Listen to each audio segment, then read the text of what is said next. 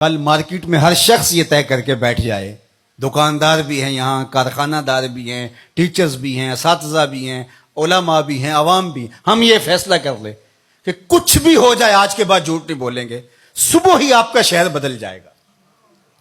انقلاب لانے کے لیے کوئی کہیں سے کوئی فلسفہ لانا پڑے گا جس کو پھر عملی طور پہ تنفیذ کے لیے اس کے لیے کوئی سیمینار کرنے پڑیں گے۔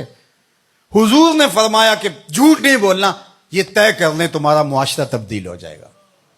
تم طے کر لو ہم اوروں کے لیے جئیں گے، صرف اپنے لیے نہیں۔ تو پھر کوئی کسی سے دھوکہ کیسے کر سکتا ہے؟ کوئی کسی سے فراڈ کیسے کر سکتا ہے؟ کسی کو نقصان کیسے پہنچا سکتا ہے؟ کسی کو نیچا دکھانے کی کوشش کو کیسے کر سکتا ہے؟ صلہ رحمی، رویوں کی خوبصورتی، جس کا کوئی کمانے والا نہیں ہے اس کے کمانے والے ہم بن جائیں۔ تو صرف ہم یہ طے کر لیں تو ہمارا پورا شہر بدل جائے، ملک بدل جائے، پوری کائنات بدل جائے، لیکن آنا ہوگا محمد عربی کے قدموں تلے، حضور کی چوکھٹ پہ آنا ہوگا۔ دوسروں کے لیے جینا سیکھیں، سچائی کو شعار بنائیں، کسی سے دھوکہ نہیں کریں، اپنے اندر اتر کر کے اللہ کو ہم نے جواب دہ ہونا ہے، لوگوں کا خیال رکھیں، لحاظ رکھیں، ایک اچھی برادری تشکیل پاتی جائے گی۔ ایک دوسرے کا احساس کریں، ایک دوسرے کی ٹانگیں کھینچنے کی بجائے ایک دوسرے کو سپورٹ کرنے کا مزاج بنائیں۔ یہ حضور کی سیرت کا رنگ ہے، یہ حضور کی سیرت کا جمال ہے۔ اور اگر ہم یہ نہیں کرنا تو جلسے کیے جائیں، جتنے مرضی کر لیں، محفلیں بھی کروائی جائیں، کیا فرق پڑتا ہے اس سے؟ تلذذ ہے کانوں کا، سنا، لذت لی، چلے گئے، اگلے ماہ پھر دوبارہ ایک محفل بپا کر لی، لذت لی، چلے گئے، سال بعد پھر جشن بپا ہوا، لذت لی، چلے گئے، ساری زندگی بھی گزار دیں گے، کچھ بھی نہیں ہوگا۔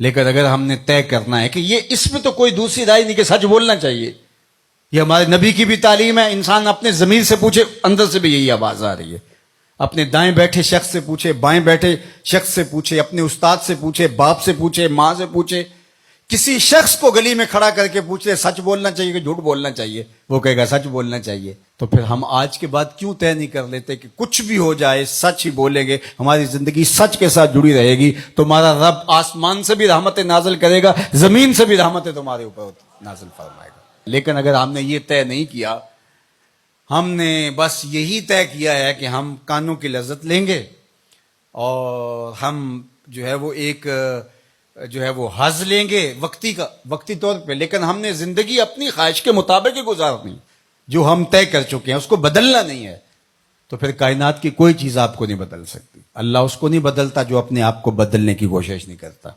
اللہ اس کو ہی بدلتا ہے جو اپنے آپ کو بدلنے کی کوشش کرتا ہے۔